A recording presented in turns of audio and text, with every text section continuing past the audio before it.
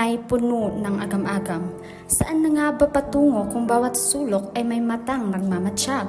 Safe Spaces Act, ito ang panawagan upang bawat isa'y maging ligtas, mapayapat may karangalan.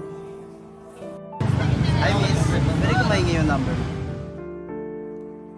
Hoy miss, pwede bang makuha ang number mo? Isang tanong na tila walang mali sa tono. Ngunit sa loob ng puso ng babae, kaba at takot ang dala na simpleng hoy na iyon. Hi ma'am. Hi miss, isang simpleng bati. Ngunit bakit sa kalooban niya'y parang may nagsindi?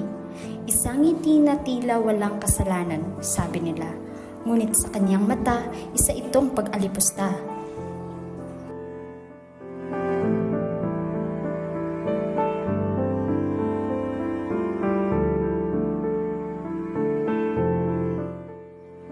Kaway dito, kaway doon, parang laro lang. Ngunit sa kanya, parang unos ng pangungutya at pang-aabuso.